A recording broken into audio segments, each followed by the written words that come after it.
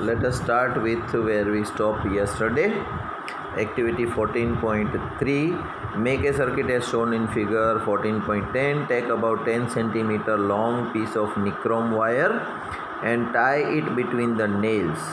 You can get the nichrome wire from an electric repair shop, or you can use a piece of discarded coil of an electric heater. Touch the wire. Now switch on the current in the circuit by moving the switch to the on position. After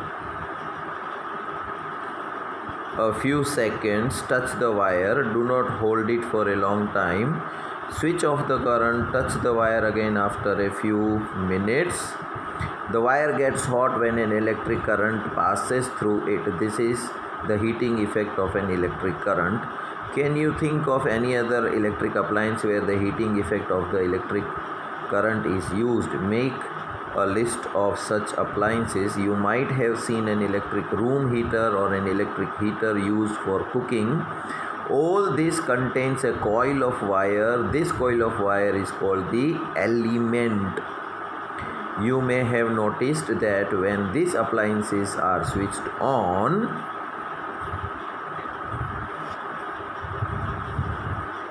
after connecting to the electric supply, their elements become red hot and give out the heat. The amount of heat produced in a wire depends on its material, length and thickness. Thus, for different requirements, the wires of different materials and different lengths and thickness are used. The wire used for making the electric current circuits do not normally become hot. On the other hand, the elements of some electric appliances become so hot that they are easily visible. The filament of an electric bulb gets heated to such a high temperature that it starts glowing. If a large current passes through the wire, it may become so hot that it may even melt and break. But is it possible for a wire to melt and break? Let us check it out. अभी देखो इसमें क्या है कि एक tungsten wire बोला अभी, right? और जनरली वो वायर जो होता है उसमें से जब भी आप इलेक्ट्रिक करंट पास करोगे, एक सर्किट ड्रॉ करके दिखाइए आपको. स्विच है, सेल है, राइट, और दो खिल्लियाँ हैं जिसमें ये वायर लगा पड़ा है. पहले आप वायर को टच करोगे तो आपको कुछ नहीं होगा, लेकिन जब स्विच ऑन करोगे सिर्फ 5-10 सेकंड के लिए भी, और फिर बंद करके टच करोगे तो वायर गर्म हो गया होगा. तो ये हमको दिखाता है कि इलेक्ट्रिक करंट जब भी किसी वायर में से जाता है तो वो गर्म हो जाता है. Heating effect of electric current. और ये जो वायर होता है उसको हम बोलते हैं एलिमेंट. वो कितना गर्म होगा वो किसके ऊपर डिपेंड करता है कि हमने कौन सा मटेरियल लिया हुआ है वायर का. अलग अलग देखो, कॉपर के भी वायर आते हैं, एल्यूमिनियम के भी वायर आते हैं, आयरन के भी आते हैं. तो जो भी, सिल्वर के भी ले सकते हैं, गोल्ड के भी ले सकते हैं. ये सब मेटल है, उसमें से इलेक्ट्रिक करंट आसानी से पास हो जाएगा. ओके, तो अगर आपने अलग अलग वायर रखे हैं तो सबकी अलग अलग कैपेसिटी होती है गर्म होने की. अंडरस्टूड? जैसे कोई लड़का है, उसको थोड़ी देर चिढ़ाओगे 5 मिनट में तो ही वो गुस्से में आ जाएगा. कोई आप उसको चिढ़ाओ कितना भी, गुस्सा नहीं करेगा, लेकिन आप थोड़ा सा मारोगे फिजिकली तो गुस्से में आ जाएगा. मतलब उसका गुस्से आने का अलग अलग लिमिट होती है सबकी. तो हर एक वायर की अपनी अपनी एक कैपेसिटी होती है, राइट. दूसरा, कितना लंबा है, वायर की लेंथ के ऊपर डिपेंड करता है कि वायर कितना लंबा है. दूसरा, कि वायर कितना मोटा है. पतला होगा तो जल्दी गर्म हो जाएगा, मोटा होगा तो जल्दी गर्म नहीं होगा. तो length, thickness and which material is used in the wire, इसके ऊपर डिपेंड करता है वो हीट कितना जल्दी हो जाएगा या कितना देर लगाएगा, है ना. हाँ, एक्चुअली गोल्ड का तो ऐसा है कि 1 ग्राम गोल्ड होगा ना, 1 ग्राम कितना होता है पता है ना? 1 ग्राम छोटा सा होता है. वो 20 किलोमीटर लंबा हो सकता है वायर. 20 नहीं, 2 किलोमीटर, सॉरी. वो 1 ग्राम होता है, छोटा सा। उसका पतला तार खींचते जाओगे ना तो 2 किलोमीटर लंबा वायर बन सकता है गोल्ड का, राइट। अभी देखते हैं कि घर में हीटर होता है हमारा पानी का, सर्दियों में जो हम यूज़ करते हैं, है ना। तो आपने वो देखा होगा, एक गोल गोल गोल मेटल की पाइप जैसा होगा, है ना। तो उसके अंदर एक स्प्रिंग जैसा वायर होगा, राइट। तो जब इलेक्ट्रिक करंट उसमें पास होगा तो वो स्प्रिंग गर्म होगी और स्प्रिंग के ऊपर एक पाइप जैसा होता है जिसको आप पानी में डुबोते हो तो पानी गर्म कर देता है। अंडरस्टूड। अभी ज़्यादा देर तक गर्म करेंगे तो वो वायर पिघल जाएगा। ये दो तो मेरे को, हाँ।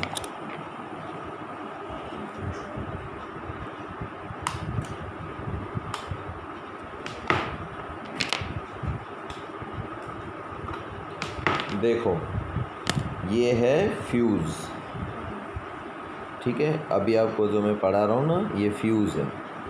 इसके अंदर ये मेटल है, ये भी मेटल है, और इसके अंदर एक पतला एकदम बाल कैसा होता है अपना, है ना, ऐसा पतला तार जुड़ा हुआ होता है, राइट।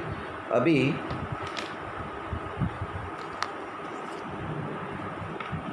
ये जो आपको दिख रहा है ना 2 पॉइंट, एक ये पॉइंट और एक ये पॉइंट, इसके बीच में देखो ये जगह है, राइट। ये सर्किट ओपन सर्किट है। आप इसमें स्विच डाल के कुछ भी ऐसे चालू करने की कोशिश करोगे तो ये चालू नहीं होगा। ये वाला फ्यूज़ जो है ये इस दोनों को टच करके अंदर ऐसे लगेगा, ऐसे।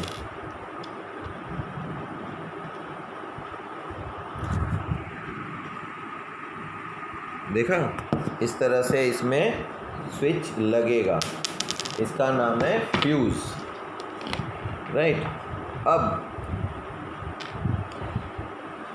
जब इलेक्ट्रिक करंट इसमें से पास होगा, ज़्यादा अगर आ गया तो बीच में जो बाल जैसा पतला तार था ना वो मेल्ट होकर टूट जाएगा, फिर आगे इलेक्ट्रिक करंट जाना बंद हो जाएगा, राइट। तो क्या होगा कि आगे ज़्यादा करंट जाता तो हो सकता है हमने इसमें टीवी लगा रखी हो, एसी लगा रखा हो, राइट, या म्यूज़िक सिस्टम लगा रखी हो, तो वो सब जल सकता था क्योंकि ज़्यादा करंट जाता था।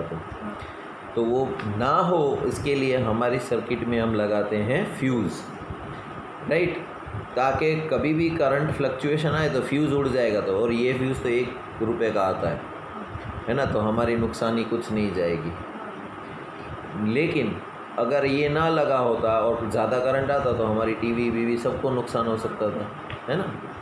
तो ये गर्म होता है तो पिघलता है क्या कोई वायर, तो ये एक्टिविटी वो देखने के लिए make the circuit we used in activity 14.3 again, however replace the cell with a battery of 4 cells. अभी हमने पहले एक ही सेल लगाया था, अभी 4 सेल लगा देने का है उसके अंदर। Tie a thin strand of steel wool, यानी कि एकदम स्टील वायर आते हैं पतले से एकदम, उसको बोलते हैं स्टील वूल। आप घर में मम्मी बर्तन जो धोती है ना, उसका एक स्क्रैबर आता है, उसके अंदर ये स्टील के वूल होते हैं। Steel wool is commonly used for cleaning the utensils and is available in grocery shops. If there are any fans in the room, switch them off. Now pass the current through the circuit for some time and observe the strand of the steel wool carefully. Note what happens. Does the strand of steel wool melt and break? Wires made from some special materials melt quickly and break down when large electric currents are passed through them. These wires are used for making electrical fuse. Right, जैसे ये diagram में दिखाया ना वैसा ही है ना अभी जो मैंने आपको दिखाया। हाँ, बीच में देखो एक वायर जा रहा है।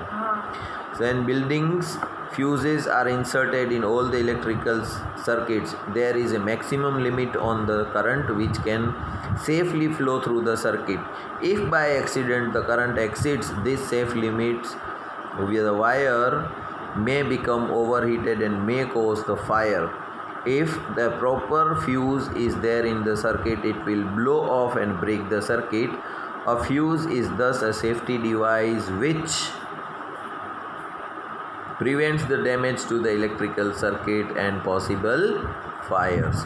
Fuses of different kinds are used for different purposes. Figure 14.14 shows fuses shown in figure 14.50 generally used in electrical appliances. We observed the heating effect of the electric current and learned how we use it to our advantage. Does the electric current have other effects also?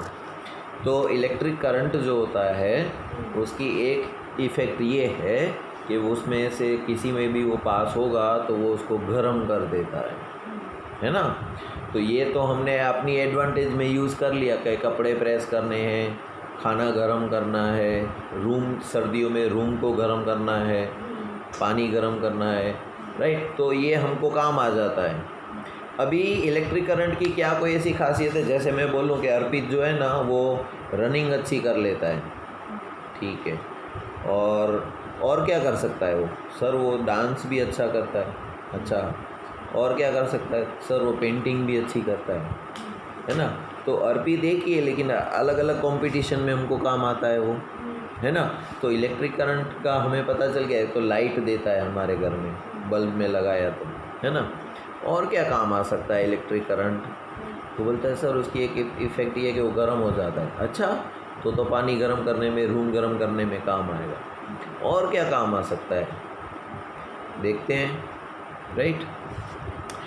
Take a cardboard tray from inside a discarded match box, wrap an electric wire a few times around the cardboard tray, place a small compass needle inside it. Now connect the free ends of the wire to an electrical cell through a switch as shown in the figure. Note the direction in which the compass needle is pointing. Bring bar magnet near the compass needle. Observe what happens. Now while watching the compass needle carefully, move the switch to the on position. What do you observe? Does the compass needle deflect? Move the switch back to the off position. Does the compass needle comes back to its initial position? Repeat the experiment a few times. What the experiment indicate? We know that the needle of a compass is a tiny magnet which points in the north-south direction. When we bring a magnet close to it, the needle gets deflected. We have also seen that compass needle gets deflected when you flow the current in the wire. Now can you connect the two observations? When the current flows through a wire, does the wire behave like a magnet? This is what a scientist called Hans Christian Oersted. एक scientist का नाम है Hans Christian Oersted. Also wondered, he was the first person who noticed the deflection of a compass needle every time the current was passed through the wire. So when electric current passes through a wire, it behaves like a magnet. This is the magnetic effect of the electric current. In fact, an electric current can be used to make the magnets. Do you find it too surprising? Let us try it out. अभी match box जो होता है अपना, है ना, एक match box की डिब्बी का जो अंदर की ट्रे होती है ना, और एक होता है कंपास। कंपास मतलब जो हमको डायरेक्शन दिखाता है। देखो आप रोड पे जब जाते हो तो बोर्ड लिखा हुआ आता है ना, भुज इस तरफ, माधापर इस तरफ, तो आप जाते हो भुज की साइड, वालदास नगर इस तरफ, जयनगर इस तरफ, तो फिर जयनगर की तरफ जाते हो। तो आपको रास्ता दिखाने वाला होता है ना बोर्ड, है ना। और भी आपको कहीं बोर्ड नहीं दिखेगा तो किसी को पूछ लोगे आप, है ना, कि भाई जयनगर किस तरफ है, बोलेगा इस तरफ। अभी जो लोग आसमान में प्लेन उड़ाते हैं या समुंदर में शिप चलाते हैं, तो शिप में तो दरिया में तो रास्ता होता नहीं है, रोड डामर रोड के शिप को उसी के ऊपर चलाना है ना। तो शिप में रास्ता कौन दिखाएगा हमको पानी में, कि भाई इंडिया जाना है तो वहाँ तो बोट तो लगा नहीं होगा समुंदर में कि भाई इंडिया इस तरफ है और पाकिस्तान इस तरफ है, तुम्हें कहाँ जाना है, क्योंकि कुछ नहीं होता है समुंदर में पानी के सिवाय। और आपको रास्ता कैसे पता चलेगा फिर, है ना। तो एक कंपास आता है जो एक मैग्नेट वाली पिन आती है। मैग्नेट की क्या खासियत है, मैग्नेट में हमेशा 2 पोल्स होते हैं, एक साउथ पोल एक नॉर्थ पोल। अभी नॉर्थ पोल जो है ना वो हमेशा नॉर्थ साइड हमको दिखाता है कि नॉर्थ किस तरफ है। तो एक साइड तुम्हें मिल गई नॉर्थ, उसके ऑपोजिट कौन सी होगी, साउथ। तो 2 दिशा मिल गई तुम्हें। अभी ये 2 मिली है तो आपको पता है वेस्ट साउथ वेस्ट और ईस्ट किस तरफ है, तो 4 दिशा मिल गई ना। तो आपके पास कंपास होगा, आप जिस डायरेक्शन में मूव करोगे तो आप इस तरफ मूव हुए, नॉर्थ किस तरफ रह गया, इस तरफ, तो नीडल इस तरफ घूम जाएगी। आप कहीं पर भी घूमो नीडल हमेशा तुम्हें नॉर्थ डायरेक्शन दिखाएगी, राइट। वो नीडल अपना डायरेक्शन चेंज नहीं करेगी। आपने कंपास को यूं रख दिया तो नीडल वापस नॉर्थ डायरेक्शन ही दिखाएगी, वो मूव नहीं होगी। तो समुंदर में जो जाते हैं, राइट, उनके पास कंपास लगा हुआ ही होता है कि भाई दिशा के ऊपर से ये लोग चलते हैं कि हमें नॉर्थ में जाना है तो इस नीडल के डायरेक्शन में ही जाना है। अंडरस्टूड। फ्री होती है, उसको आप कैसे भी घुमा लो लेकिन घूमेगी नहीं वो आपने कंपास बॉक्स लिया, आपने ऐसे रखा तो वापस वो ऐसे घूम जाएगी नॉर्थ की तरफ, खुद ब खुद कभी नहीं घूमेगी, नहीं घूमेगी। ठीक है। अभी ये आपका कंपास है, राइट, जो आपको नॉर्थ डायरेक्शन दिखाता है, और ये मेरे पास क्या है, मैग्नेट। तो जैसे ही ये मैग्नेट को यहाँ ले आऊँगा, ये भी नॉर्थ है, ये भी नॉर्थ है। नॉर्थ नॉर्थ क्या होता है, हाँ, रिपल हो जाता है। तो ये मैग्नेट तो जाएगा नहीं, तुमने पकड़ कर रखा है, और ये फ्रीली रोटेट हो सकती है, तो ये डिफ्लेक्ट हो जाएगी यूँ, है ना। जैसे आपने ये मैग्नेट हटा लिया तो ये वापस नॉर्थ पे आ जाएगी। इसका मतलब इसके ऊपर मैग्नेट का असर होता है ना। अभी हमको क्या करना है, ऐसे कंपास को वो एक छोटी नीडल जो होती है उसको माचिस की डिबिया में रखना है, राइट, और जिस डिब्बी में रखा है उसके ऊपर हमको वायर लपेट देना है।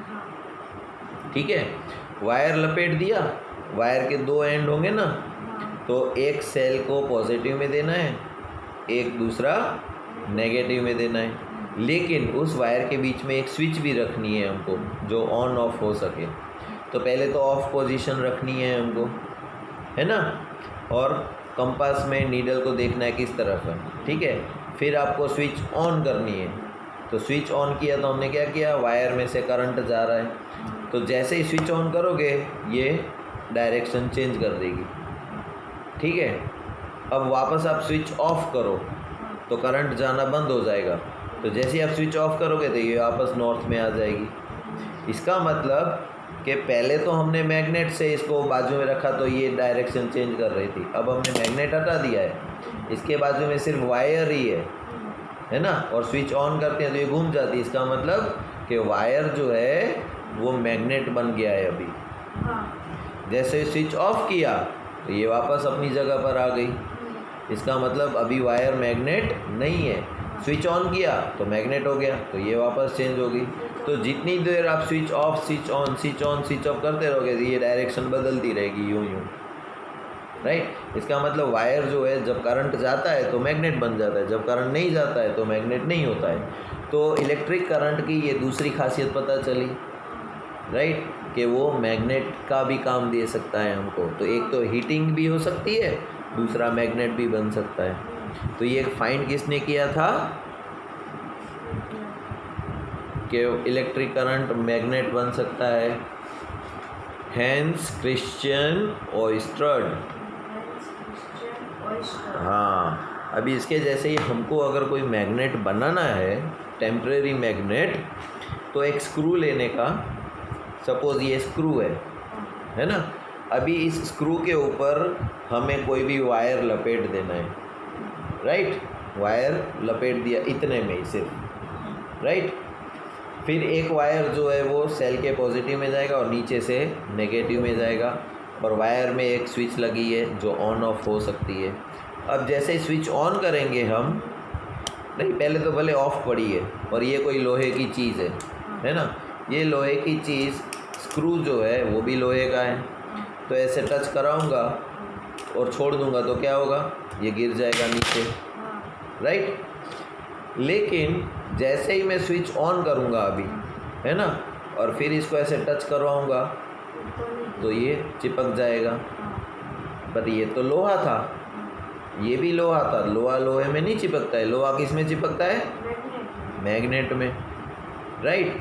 तो अभी ये स्क्रू जो है वो क्या बन गया, मैग्नेट। जैसे ही मैंने स्विच ऑफ की ये गिर जाएगा नीचे, राइट। वापस टच कराऊंगा तो अब नहीं चिपकेगा, वापस स्विच ऑन करूंगा और टच करूंगा तो चिपक जाएगा। इसका मतलब ये स्क्रू जो है जिसके ऊपर हमने वायर लपेटा है वो मैग्नेट बन गया, राइट। तो ये तो टेम्परेरी है, स्विच ऑन करते हैं तो ही मैग्नेट बनता है, ऑफ कर देते तो मैग्नेट नहीं होता है। तो इस तरह का जो मैग्नेट होता है उसको हम बोलते हैं इलेक्ट्रोमैग्नेट, ठीक है। तो ये सर्किट डायग्राम तुम्हें दिखाता है इलेक्ट्रोमैग्नेट कैसे बना सकते हैं। अभी 14.5 इलेक्ट्रिक बेल। आपके घर में कोई आता है बाहर से तो पहले तो नॉक नॉक करते थे, है ना, पछाड़ देते दरवाज़ा। अभी क्या करते हैं, नॉर्मल सी स्विच दबा देते हैं। स्विच दबाते हैं तो घर में आवाज़ आती है, टिंग टोंग या ट्रर चालू पड़ी रहती है। स्विच बंद छोड़ देते हैं, है ना, तो क्या होता है, आवाज़ बंद हो जाती है। अभी आप नोटिस करना, जो बेल डोर बेल होती है ना, उसकी स्विच जो होती है ना, उसको आप दबाओगे ना तो ही ऑन होगी, उंगली हटा लोगे तो वापस बंद हो जाएगी अपने आप, क्योंकि उसके अंदर स्प्रिंग होती है। जैसे आप दबाया तो इलेक्ट्रिक करंट पास हुआ तो अंदर बजेगी, है ना। अगर ये नॉर्मल स्विच जैसी होती तो किसी ने चालू रख दी तो उसके घर में तो आवाज़ आती ही रहेगी कंटिन्यूसली, है ना। तो कोई मस्ती करने वाला स्विच चालू करके भाग जाएगा तो उसके घर में आवाज़ आती रहेगी, और बाहर आके देखेगा तो कोई है ही नहीं, फिर वो बंद करके अंदर जाएगा, फिर कोई आके चालू कर जाएगा। तो इसके लिए बाहर जो स्विच होती है ना उसके स्प्रिंग होती है, आप दबाओगे तो ही दबेगी वरना वापस हट जाएगी। अब ये क्या होता है कि तुम्हारे घर में जो इलेक्ट्रिक बेल है ना, उसके अंदर भी सेम इलेक्ट्रोमैग्नेट लगा हुआ होता है। वो लोहे की डिश होती है, राइट, लोहे की डिश होती है, और उसके अंदर एक मैग्नेट रखा हुआ होता है, ऐसे देखो, राइट। लोहे की डिश है, उसके अंदर एक इलेक्ट्रोमैग्नेट रखा हुआ है। इलेक्ट्रोमैग्नेट एक लंबी सी ऐसे होगी, स्ट्रिप जैसा होगा, और इसको इलेक्ट्रिक सर्किट में जोड़ रखा होगा। अभी जैसे ही हम लोग स्विच ऑन करेंगे, राइट, तो ये क्या हो जाएगा, ये मैग्नेट बन जाएगा। और ये किसकी डिश है, लोहे की, तो वो तो लोहे को अट्रैक्ट करेगा ना, तो डिश तो फिक्स पड़ी है तो मैग्नेट अट्रैक्ट हो जाएगा, टंग टंग टंग, है ना। जब भी ये टच होगा तो टंग आवाज़ आएगी। स्विच करंट बंद कर दिया तो ये वापस नॉर्मल हो जाएगा।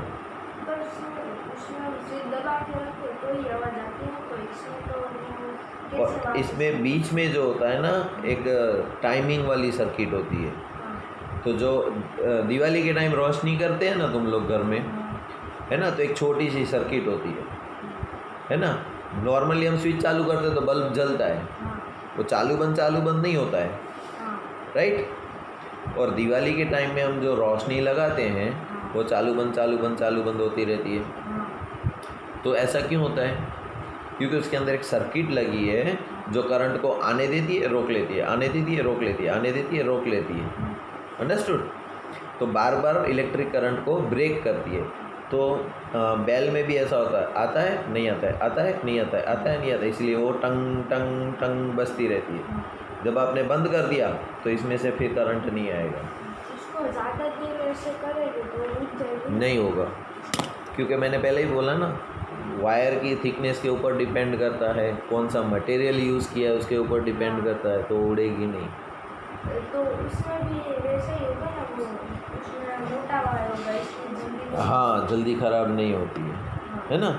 अभी तो क्या है कि वायर वाली भी नहीं आती है, कॉर्डलेस आती है। स्विच मेरे हाथ में इतना सा ही स्विच पड़ा रहता है, इसको मैं दबाऊंगा ऐसे तो बेल वहाँ बाहर बजेगी। ये रिमोट वाली होती है, सेंसर वाली, है ना। सो इलेक्ट्रिक बेल कैसे काम करती है यहाँ पर दिखाया है। कैसे करती है कि we are quite familiar with the electric bell, it has an electromagnet in it, let us see how it works. Circuit electric bell, it consist of a coil of a wire wound on a iron piece. तो एक iron piece है, उसके ऊपर electric wire लपेटा हुआ है। The coil acts as an electromagnet. अब ये कॉइल जो है वो इलेक्ट्रोमैग्नेट का काम करेगी। जब भी करंट पास होगा तो ये मैग्नेट बन जाएगा, इलेक्ट्रिक करंट पास नहीं होगा तो नॉर्मल आयरन ही रहेगा। A hammer at one end is kept close to the magnet. There is a contact screw near the iron strip. When the iron strip is connected with the screw, the current flows through the coil, which becomes electromagnet. It then pulls the iron strip. In this process, the hammer at the end of the strip makes the gong on the bell to produce the sound. However, when the electromagnet pulls the iron strip, it also breaks the circuit. The current through the coil stops flowing. Will the coil remain an electromagnet? The coil is no longer an electromagnet. जब उसके अंदर current pass नहीं होगा तो electro current magnet नहीं होगा, इसीलिए वो उसको टंग आवाज़ नहीं करेगी। अब This completes the circuit. The current flows in the coil and the hammer strikes the gong again. वापस जब करंट जाएगा तो हैमर जो है वो इलेक्ट्रोमैग्नेट बन के उसको टच करेगी और आवाज़ आएगा। This process is repeated in quick succession. वो बहुत फास्ट होता है। इलेक्ट्रोमैग्नेट बनता है, नहीं होता है, होता है, नहीं होता है, होता है, नहीं होता है, इसलिए हैमर बार बार यूँ टकराती रहती है। The hammer strikes the gong every time the circuit is completed. This is how the bell rings. Right? तो इलेक्ट्रिक बेल कैसे काम करती है, ये इसका डायग्राम दिखा के आपको सिखाया गया है कि जब भी इलेक्ट्रिक करंट पास होगा, राइट, तो वो स्प्रिंग भी लगी होगी, है ना। इलेक्ट्रिक करंट पास होगा तो वो टंग करेगी, लेकिन क्योंकि अंदर स्प्रिंग लगी हुई है वो वापस अपनी जगह पर आ जाएगा, राइट। इलेक्ट्रिक करंट पास नहीं होगा तो फिर करंट पास हुआ तो फिर टंग, फिर हट जाएगा, राइट। अब देखो साइकिल की आप घंटी बजाते हो ना, उसमें कैसा होता है, एक बार दबाई तो टंग, फिर वापस हटा लिया आपने तो फिर दूसरी बार बजेगी टंग, क्योंकि इसमें दो साइड होती है, स्प्रिंग लगी हुई है। जैसे ही आपने दबाया तो एक बार पछड़ाई, लेकिन उसके अंदर स्प्रिंग होती है, आप हटा लोगे हाथ तो स्विच वापस आ जाएगी अपनी जगह पर। तो जैसे ही वापस आएगी तो दूसरी बार उसके पास टकराएगी, तो साइकिल की घंटी की आवाज़ कैसी आएगी, टिंग टिंग।